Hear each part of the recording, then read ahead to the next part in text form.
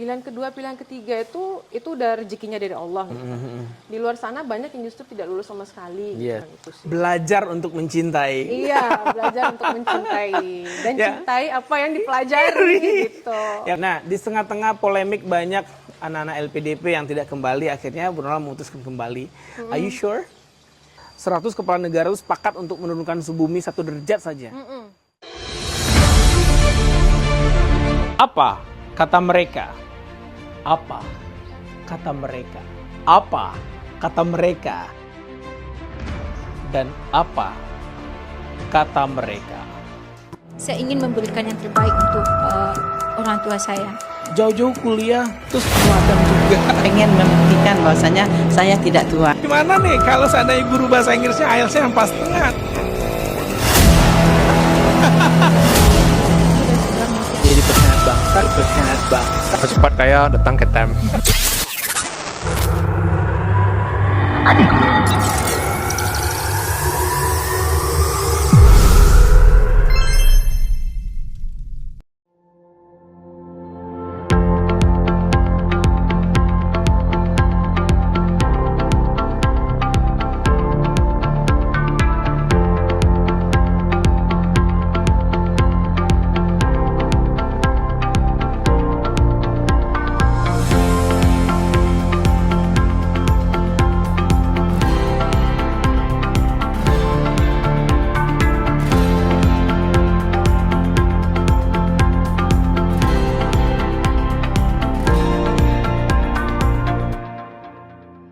Well timer, jumpa lagi dalam program Apa Kata Mereka. Kali ini pasti tahu lokasi syutingnya di mana dan juga terpampang nyata ya. Teknik pertanian dan biosistem. Nah, kali ini kita bersama salah seorang dosen yang sudah lulus beasiswa LPDP batch 2 ya di tahun kemarin. Akan berangkat studi ke The University of Queensland. Kita berada di kampus Andalas University saat ini. Boleh kenalkan dulu dong Bu dosen. Nah, aku Halo. Halo, nama saya Nurmala Sari. Saya salah satu dosen di jurusan Teknik Pertanian dan Biosistem, Fakultas Teknologi Pertanian Universitas Andalas. Yes. S1 di Andalas University, S2 IPB, double degree ke Prancis ya. Iya. Apa nama kampus di Prancis? Sorbonne? Sub Agro Montpellier dulu namanya. Agro Montpellier. Sekarang dia udah merge jadi namanya itu kalau nggak salah Agricole apa gitu. Oke. Nah, ini kan teknik pertanian dan biosistem. Tuh biasanya saya baru tahu nih nama ini ya. Iya. Ini kajiannya lebih kemana sih? Oke, kalau teknik pertanian dan biosistem itu dia lebih kepada sebetulnya ada ilmu-ilmu teknik gitu ya. Apa yang diajarkan di Fakultas Teknik, apakah teknik lingkungan gitu ya, mesin, industri itu ada cakupannya di sini, tapi di skop pertanian. Di skop pertanian. Saya anak industri nih. Saya teknik industri Unan ya. Pas kan? Jadi kalau industri misalnya di sini ada namanya pengolahan hasil pertanian. Oke. Jadi gimana kita mengolah hasil-hasil pertanian itu, apakah alat vakum misalnya, apakah alat pengering misalnya. Oke. Nah, tapi khusus untuk produksi pertaniannya. Oke. Mesin juga begitu. Misalnya di teknik mesin nanti ada alat-alat misalnya jalan gitu ya. Betul. Nah, di sini juga ada pemadatan, kemudian ada alat mesin tapi untuk yang pengolahan lahan pertanian. Oke. Jadi misalnya traktor, kemudian ada roda 4, roda 2, kemudian ada garu dan lain-lain. Berarti apapun jenis kebutuhan dalam dunia pertanian yang lebih ke tekniknya berarti. Betul. Oke, itu kayak pembukaan lahan itu ada hubungan nggak dengan deforestasi yang lagi heboh di Indonesia itu? Iya, ada juga. Cuman kita tentu mengkajinya bukan ke arah kebijakannya kan. Oke, ya betul, of course ya, bukan public policy kan? Bukan. Jadi kita mengkajinya kepada caranya gitu, cara kemudian tekniknya bagaimana gitu, yang tentu yang sesuai dengan apa yang menjaga lingkungannya gitu kan. Nah, termasuk juga salah satunya ada kita di sini materi atau kuliah tentang konservasi tanah dan air gitu. Konservasi tanah dan air. Biasa Iya. konservasi daerah kostal ya, yang Iya, saya kenal. bisa konservasi tanah dan air di area pertanian. Jadi misalnya gini, lahan pertanian kan sebetulnya itu aja gitu kan. Yep. Ekspansi nggak mungkin karena Iya. justru malah turun area pertanian Yes. untuk pembangunan dan lain-lain. Iya, betul. Nah, gimana kita bisa menggunakan area yang itu aja, tetapi tetap menggenjot hasil pertanian. Oke. Nah, itu ada. caranya. Ada di kajian sini Ada berarti di ya. kajiannya, apakah dari airnya, apakah dari tanahnya, nah itu ada Unsur caranya. haranya juga di. Ada tekniknya. Berarti agak gado-gado juga berarti ya. Pokoknya konteksnya, pokoknya nggak di luar dari pertanian aja. Pokoknya nggak gitu. luar dari pertanian, tetapi Iya. entitas-entitas dari sistem pertanian seperti tekniknya itu masuk ke Ada situ. di pertanian dan biosistem. Nah, kira-kira pernah ngobrol nggak dengan mahasiswanya, motivasi mereka masuk ke jurusan teknik pertanian dan biosistem ini? Kebanyakan bukan pilihan pertama sih. Oke, pilihan kedua dan Ada yang ketiga. pilihan kedua, ada yang pilihan ketiga gitu ya. Tapi saya selalu tekankan, misalnya kalau ada kesempatan ngobrol dengan mahasiswa baru di kelas, gitu kan, saya bilang pilihan kedua, pilihan ketiga itu udah rezekinya dari Allah. Gitu. Di luar sana banyak yang justru tidak lulus sama sekali. Gitu. Yes, Banyak betul. yang justru bahkan berpeluang untuk tes aja nggak bisa gitu kan. Nah kalian udah tes, udah lulus masuk, udah jangan ditinggalin lagi. Kalaupun kalian nanti mau tes untuk ambil jurusan yang baru, belum tentu itu lebih baik. Saya selalu bilang seperti itu, belum tentu itu lebih baik. Jadi kerjakan apa yang ada di depan mata, selesaikan apa yang sudah kalian mulai. Saya selalu bilang itu sih. Belajar untuk mencintai. Iya, belajar untuk mencintai dan Ya. cintai apa yang dipelajari gitu. Ya karena sejatinya kalau menurut saya sih pendidikan itu bagaimana mampu ya seorang dosen ataupun guru mampu mengungkit, membuka, unlock rasa kepenasaran dari siswanya. Iya, Nah, misalkan penasaran dengan unsur hara, dengan pencemaran tanah, air di lahan pertanian misalkan, atau tertarik untuk terjun ke dunia pertanian. Karena kita tahu ya, agriculture sector Sumatera Barat itu 53%. Itu luas ya. Berarti dan itu nggak terdampak lah sama AI belum ya, belum terasa sekali dampak oleh sistem AI.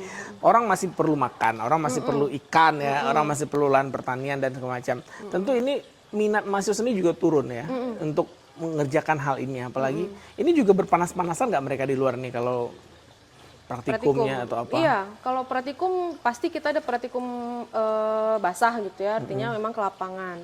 Anak tahun 2 itu mereka udah dicobakan menggunakan traktor. Oke, traktor langsung ya? Iya, jadi memang langsung ke lahan percobaan di atas itu, lahan sawah, pakai lahan sawah, lahan kering, pakai traktor roda 2 atau traktor roda 4, kemudian yang menggarik baja dan lain-lain gitu. Nah, semester lalu kita project nanam jagung. Jadi mulai dari pengolahan, mesin apa yang dipakai, alat apa yang dipakai, kemudian sampai tanam, sampai panen. Nah, kebetulan panen kemarin nggak sempat panen karena memang hama di sana tuh luar biasa gitu. Nah itu hama itu lain lagi kajiannya, bukan? Lain lagi, bukan. bukan. Tetangga sebelah, Bukan. jurusan Ah, sebelah. iya, itu tetangga.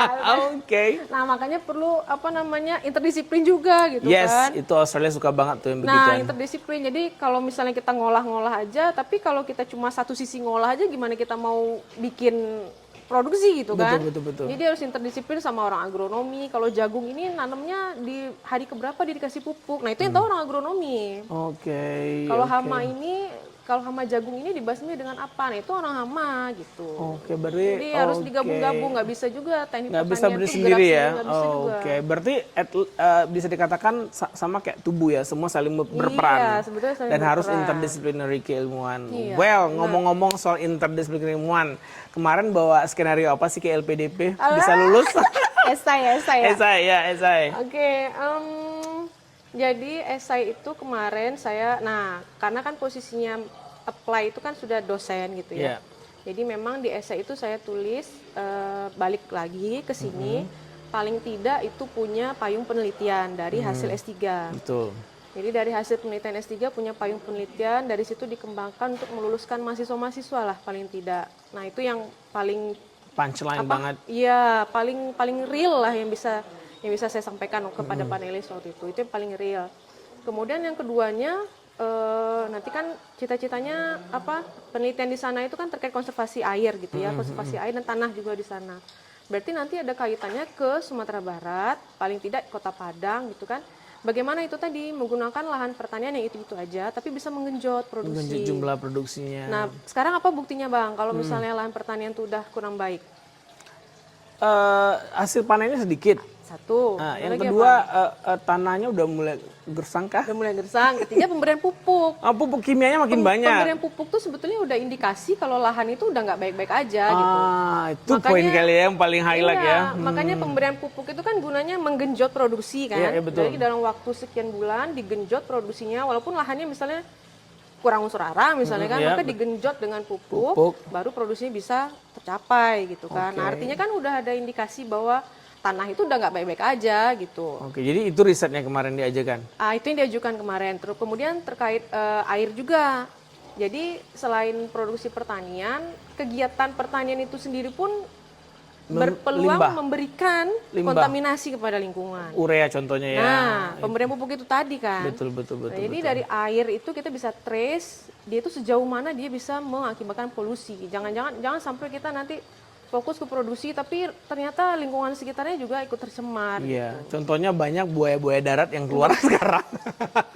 Maksudnya buaya yang keluar ke darat karena udah mengep kali dia di dalam air kan di limbah-limbah dekat sawit ya. Itu kan banyak tuh buaya Iya, keluar sekarang karena memang airnya udah sangat Iya, bisa dengan jadi urea. kan, bisa jadi. Terus satu lagi yang kajian saya baca itu urea kan akhirnya ke laut buangnya. Sehingga plankton-plankton kecil itu udah mati juga karena Iya, terkontaminasi. bisa jadi. Kemudian nggak ada ikan di sekitaran radius 2 kilo, 3 kilo sampai 5 kilo. Akhirnya nelayan yang pakai motor tempel itu nggak bisa nangkap ikan lagi. Dikit dapat tangkapannya sehingga berefek kepada mereka harus jauh 10 kilo, 7 kilo baru dapat ikan. Karena ikan enak hidup di situ. Karena di sini airnya udah terkontaminasi.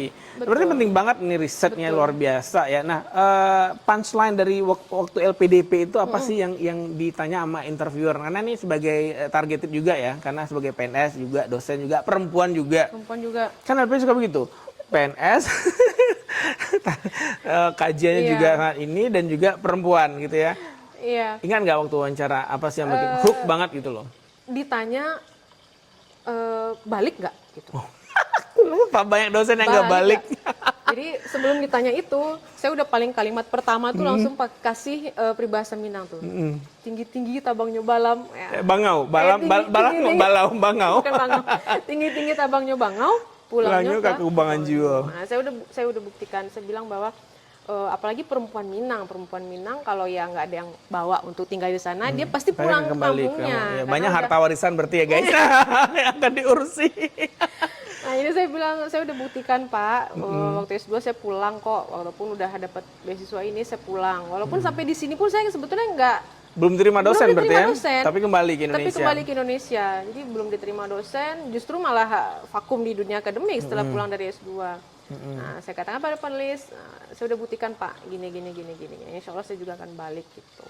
Terus sih. Berarti balik ke Indonesia. Ya, di tengah-tengah banyak sekali dosen-dosen, ada juga non-dosen S2 yang nggak balik ke tanah air. Tetapi insya Allah Bu Nur Mala, Bu dosen kita ini akan kembali untuk mengembangkan dan konsentrasi risetnya adalah tentang tanah dan air terhadap lahan pertanian. Ini penting sekali untuk menggenjot kekurangan produksi jagung misalkan. Bisa jadi. Sumatera Barat kan bisa. kurang aja semua ini. Iya. Jagung kurang nih untuk pakan, efeknya ke pakan kan. Kalau kebanyakan pupuk kimia berarti efeknya ke pencemaran air lagi, lahan. Dan juga tidak sehat juga bagi kita yang mengkonsumsi ya. Misalkan ikan terkontaminasi urea kan banyak riset ya, penelitian-penelitian yang harus kita kembangkan lagi.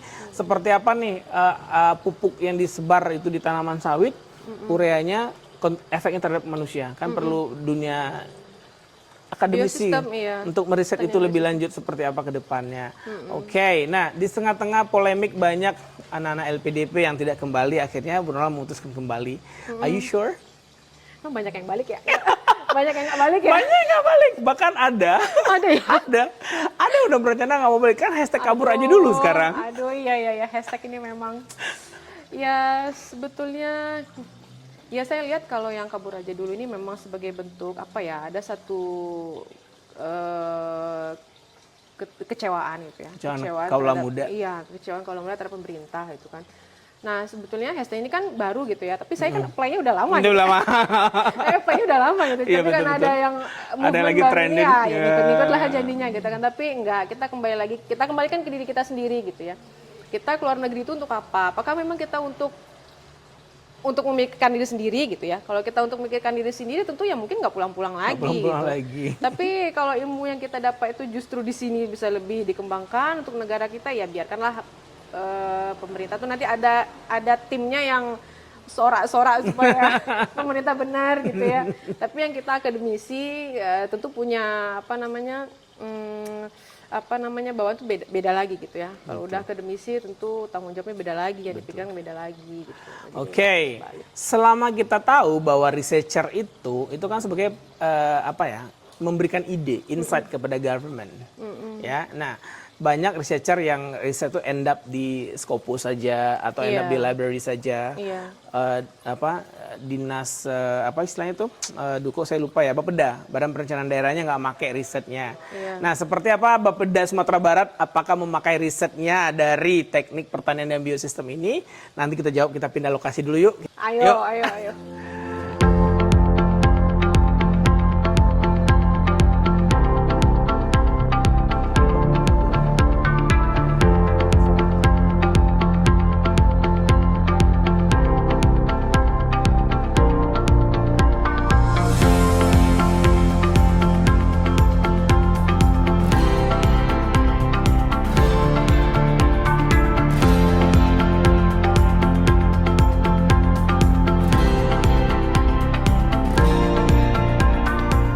Ya, seperti ketahui bahwa pertanian di Australia itu kan luasnya luas sekali dan alatnya juga jauh lebih besar daripada ini. Berarti lebih ke pemanfaatan teknologi seperti ini ya. Ini alat apa sih Bu Mala? Nah, ini traktor roda 4 ya. Traktor roda 4 ini sebagai penarik sebetulnya. Kalau zaman dulu kan pakai hewan tuh. Nah, Iya. sekarang kan kita pakai traktor roda 4. Nah, traktor roda 4 ini nanti dia fungsinya menarik implemen di belakang ini. Oke. Tergantung pengolahan apa yang mau kita lakukan di lahan itu. Iya. Kalau misalnya pengolahan tanah pertama, berarti nanti disangkutin di belakangnya bajak singkal misalnya. Oke, I see. Nah, bajak singkalnya di situ. Nanti dia bisa dilepas pasang. Oh, itu alatnya. Iya, di belakang Mata pisau ada di sana. Iya. Oke. Di situ. Jadi bisa dilepas pasang. Jadi kalau mau pengolahan tanah pertama kan berarti itu memotong, membalikkan gitu kan. Pakai bajak singkalnya disangkutin di sini, nanti traktornya bisa selesai. Ini hidup ya? Nyala. Nyala ya? Ada 2 ini nyala. Nah kalau di lahan pertanian Australia, biasa kan saya juga pernah terjun ke pertanian Australia waktu sebagai pemetik stroberi. Seru banget. Kita picking, ambil stroberi dan itu mereka pakai alat kan, terus Iya. jalan tuh, apalagi waktu pengemburan ya, itu bener-bener, berapa meter Seru tuh ya. seru. Iya. Nah, apakah riset anak-anak S1 di sini, ini ke pengembangan ini ada juga nggak ke sistem tekniknya seperti ini nggak ada? Kalau riset pengembangan alat ya mungkin ada ya sedikit banyak gitu kan. Cuman kendalanya dibandingkan Australia, lahan kita kan nggak ada yang seluas itu. Iya, ya. betul. Lahan kita nggak ada yang seluas itu, kemudian juga Berkontur kita. topografinya juga. Memakai ini aja, ini dilihat-lihat juga arealnya di mana gitu. Karena nggak semuanya luas lahannya. Nah, contoh kemarin untuk praktikum ini pun nggak jadi dibawa. Justru yang dibawa itu yang Yang mana? roda yang hand yang Didorong. tangan. Iya, yang hand traktor. Karena Hand memang traktor. lahannya sempit. Oh kemudian iya, kontur betul. gitu kan. Oke, berarti lebih memudahkan dulu kabau padati. Iya, kabau padati dulu kalau pakai lahannya kabau kecil, ya. iya. Kerbau dulu guys, dulu pakai Kerbau. kerbau untuk mengolah pembalian lahannya gitu Iya. ya. Sekarang udah pakai ini. Kedalaman blade mata pisaunya juga berbeda-beda ya. diatur, Bisa diatur. Wah, ini praktikum pada semester berapa nih, Bu? Alat mesin pertanian semester 4 ya, tahun kedua berarti. Tahun kedua semester Iya. 4. Wah, luar biasa. Ini traktor juga. Traktor juga Itu ada mesin bubut juga berarti? ada, sebubut ada. Oke.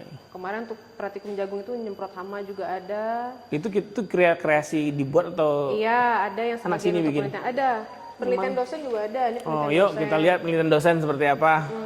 Berarti semua tujuannya adalah bagaimana meningkatkan produksi pertanian ya intinya. Iya, intinya itu Poin sih. itu mencukupi kebutuhan manusia Iya, intinya yang itu semakin sih. banyak di bumi ini ya. Nah, ini kan bikin alatnya misalkan ada yang bisa dibikin di sini alatnya, ada yang bisa dioper ke vendor untuk bikin Oke, alat. Mungkin bikin ada alatnya. ada apa alat yang nggak ada di sini gitu kan untuk yang Ini untuk apa nih Bu Mala? lain-lain. Nah, ini alat apa ya? Kurang tahu juga nih, punya dosen juga nih. Oke. Ini sama ini juga penelitian dosen. Wah, luar biasa. Ini Berry peduli nih ya sponsornya nih kayaknya. Apa? Ini Berry. Very peduli. Oke. Gitu. Kalau untuk praktikum mahasiswa cukup lah, cukup. Cukup lah ya. Cukup Berarti lah. labornya ini satu, labor apa lagi yang ada di sini? Satu lagi ada instrumentasi yang kecil-kecil ya, jangka sorong, kemudian Jangka sorong, paciometer dan macam. lain-lain. Ada lagi pasca panen itu di sebelah sini sih, di seberang. Itu ada pengeringan. Pengeringan gabah gitu? Iya, pengeringan gabah, pengeringan produk pertanian. Jadi setelah dipanen, Mm-mm. itu pasca panen kan. Nah, ada yang diolahnya dikeringkan dulu supaya umurnya awet, ada yang dan lain-lain, ada caranya dengan vakum, dengan oven dan lain-lain. Itu mostly hasil pertanian apa aja yang dikeringkan? Kalau saya tahu padi aja satu nih. Iya, Kalau di luar negeri lagi ya, di Australia kan kita ada tuh kayak hasil buah itu ya kita keringkan, itu dijual dalam bentuk pack sama orang. iya. Itu gitu juga kah? Ada juga yang buah, keringkan buah, Itu seduh pakai air panas, seduh kayak teh ya buah. mungkin ya ada juga ya. Ada juga yang bumbu gitu, kayak bumbu yang mie instan itu kan, Oke, itu kan dikeringkan dulu juga kan. Oh iya betul kayaknya. ya. Nah itu ada juga. Ya kemarin kan by the way biji-bijian ngomong sehari-hari. soal bumbu mie instan ya, kan saya masih ingat tuh sebuah riset Unan juga, dosen Unan, Pak Henmaidi, Profesor Henmaidi, itu kan membuat mie Minangkabau. Pernah dengar Iya, nggak? ada. Tapi bumbunya tuh dibuat nggak di sini loh, di IPB kalau nggak salah ya. Itu berarti termasuk itu juga berarti ya? Iya bisa sih. Bisa ya? Berarti jahe itu kayak supaya rendang nih, supaya awet, tuh jahenya dikeringin.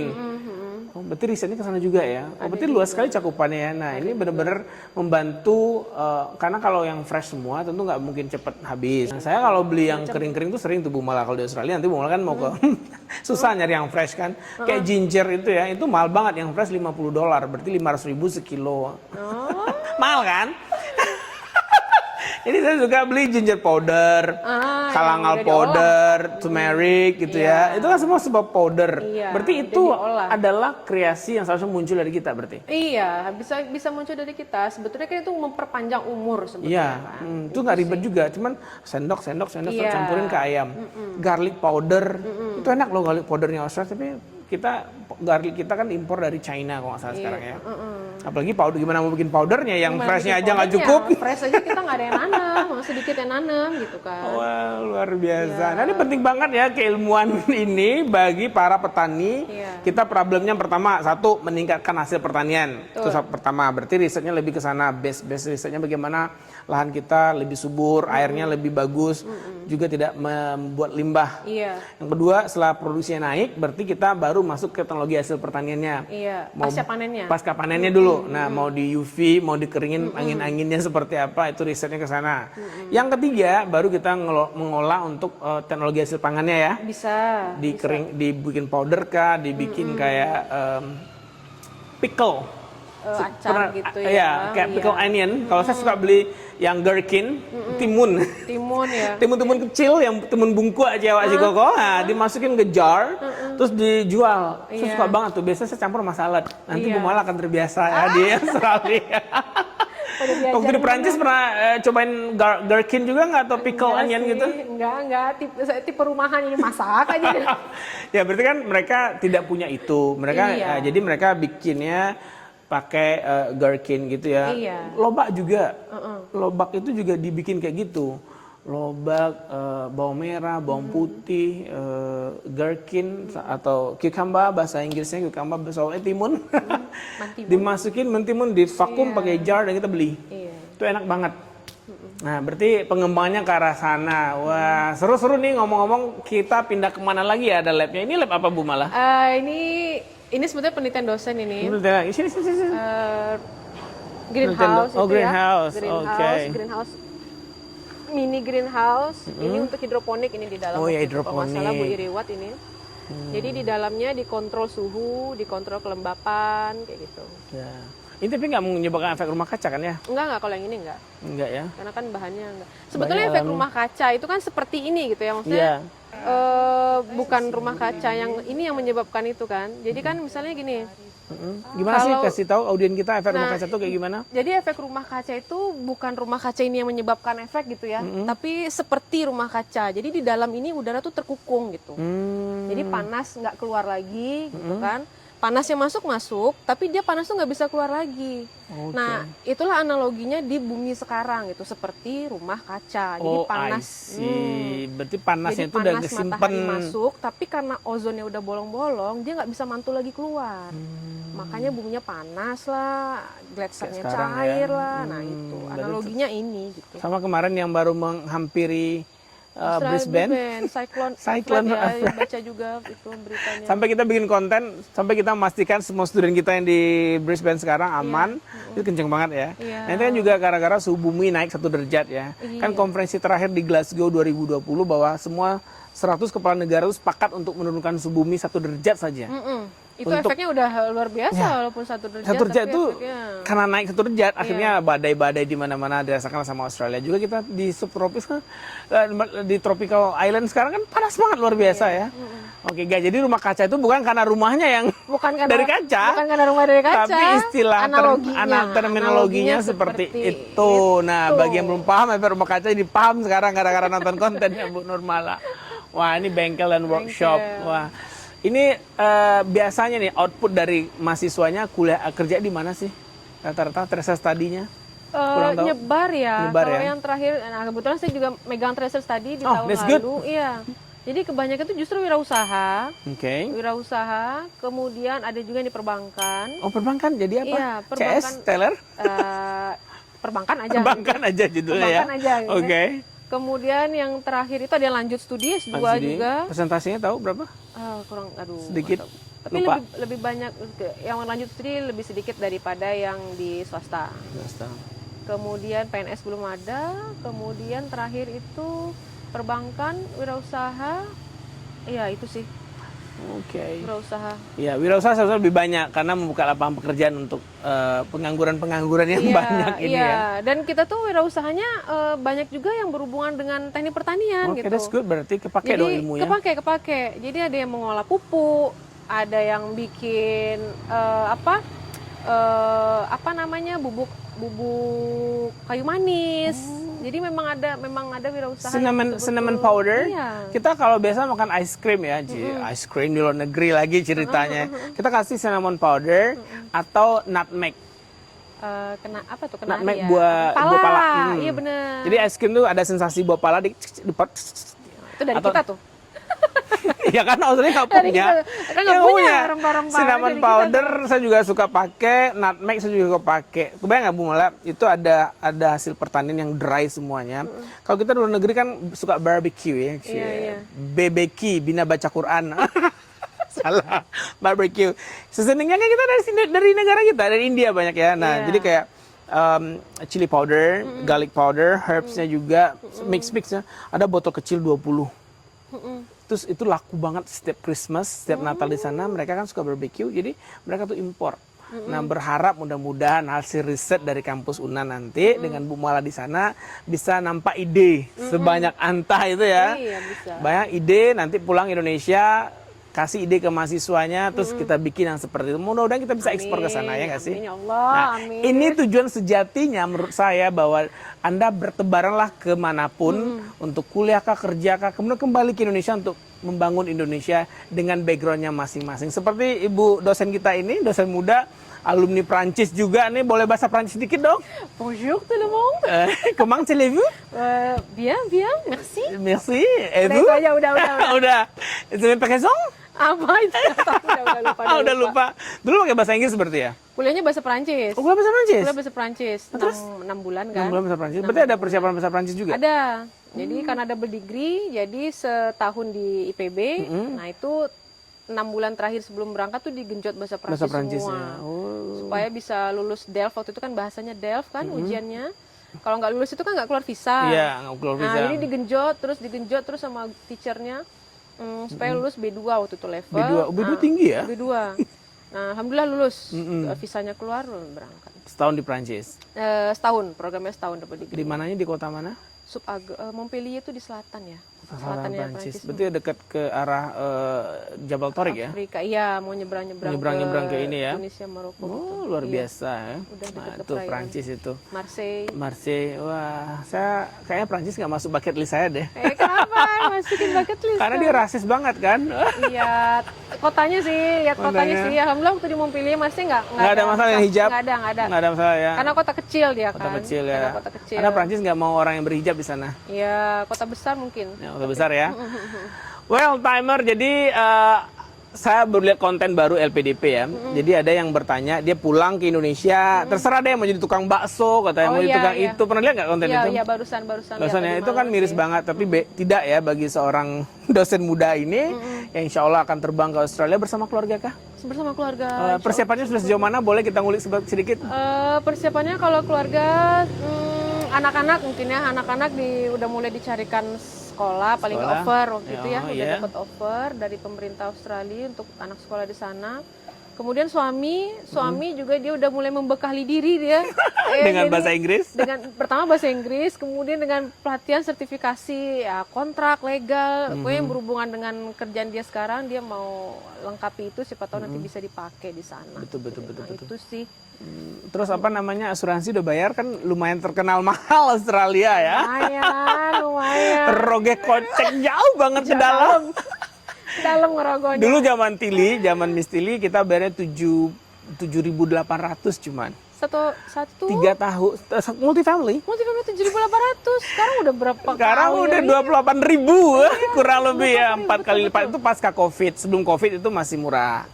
Jadi 7.800, 15.000, sekarang udah 28.000 kurang lebih. 4 kali lipat berarti.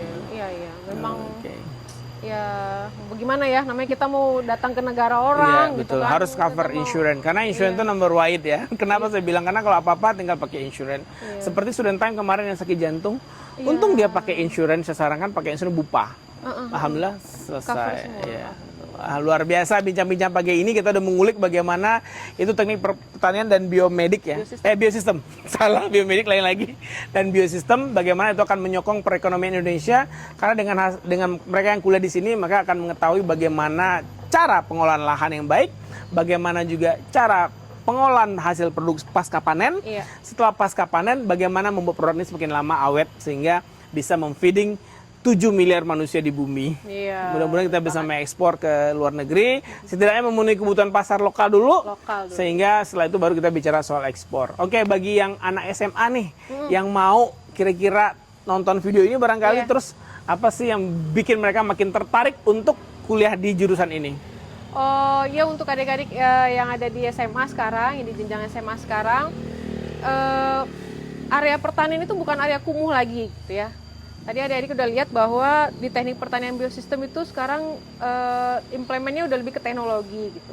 Kita juga udah pakai software untuk mengolah data sekarang. Jadi paradigma bahwa pertanian itu kumuh itu udah nggak ada lagi sebetulnya. Iya, setuju tuh saya. Jadi pertanian itu sekarang udah naik kelas, udah lebih ke teknologi sih sekarang. Jadi jangan takut kalau mau pilih jurusan teknik pertanian dan biosistem, ayo silakan datang ke UNAN, belajar nanti ketemu sama Bu Mala. Kalau Bu Mala masuknya Juli, berarti nggak ketemu karena Bu Mala 4 tahun di Australia. Nggak apa. Nah, mudah-mudahan pemerintah juga mensupport ya melalui kebijakannya bahwa petani milenial ini memang ada dengan public policy-nya, kebijakan publiknya bahwa pupuk murah, jangan dimahalin, itu pupuk yang juga ramah lingkungan pastinya. Sehingga banyak anak muda kita yang ingin bertani. Betul. Iya, bertani apa kayak kalau di luar negeri, kalau di Italia ya, petani itu kan memang ada kontrak dengan pemerintah. Dikasih nih, ini eskavatornya, ini traktornya, ini budgetingnya, ini subsidinya. Hasil pertanian kamu setengah dibeli oleh pemerintah. Nah, iya. Sehingga nggak ada kekhawatiran lagi buat Gen Z sana yang akan bertani, mereka bisa bertani dengan baik tentunya. Iya. Nah, semoga bincang-bincang kita pagi hari ini dengan Bu Nurmala, dosen yang akan terbang ke Australia ke The University Queensland, bisa menginspirasi teman-teman semua di sana, dan bagi dosen-dosen muda yang belum yang belum punya kesempatan untuk S2, belajarnya di mana? Time Language Center dong pastinya. Pastinya. Boleh dong sedikit review tentang Time Language Center? Jadi saya les di Time Language Center itu untuk IELTS preparation waktu itu, karena memang kalau buat saya udah memang niatnya mau keluar negeri gitu ya. Jadi kalau teman-teman mau keluar negeri itu udah nomor 1 sertifikat IELTS itu udah harus standby. Itu udah harus standby. Karena kalau udah standby itu 1 langkah udah selesai. Nah, gimana cara standby-nya? Nah, leslah di Time Language Center. Tutornya oke, jebolannya jebolan luar negeri, kemudian fun juga kelasnya gitu ya. Dan jumlah murid di kelasnya itu nggak terlalu banyak. Nah, itu paling yang saya highlight sekali. Jadi kalaupun bertanya itu dapat diakomodir. Diakomodir. Sekali. Bagus. Bagus. Oke, Recommended. thank you. Recommended ya. Recommended. Jadi buat dosen Unan yang masih S2, yang masih sibuk perhuntingan S3-nya, itu datang ke Time Bank. Dan juga Bu Nurul juga ngurus LOE-nya parsial dengan Time ya. Iya, parsial. Awalnya nggak bagus tahu ya? juga. Awalnya nggak tahu, jadi udah apply sendiri, kemudian mentok kan hubungi Time, nggak taunya bisa di Time dari awal. Iya. Ya teman-teman kalau mau ngurus langsung dari awal dengan Time aja deh. Iya, one stop shopping ya. One stop shopping. Pak lu gak ada, apa lu mau gua ada, J. Baik, terima kasih banyak Bu Mala atas waktunya sudah membagi cerita pagi hari ini. Semoga perjalanan studinya lancar dan semoga segera kembali ke tanah air untuk mengembangkan lebih lanjut dan siap berkolaborasi dengan kampus-kampus luar negeri ya. Siap insya Allah. Siap insya Allah. Terima kasih, sampai jumpa. Assalamualaikum warahmatullahi wabarakatuh. Sah. Bye.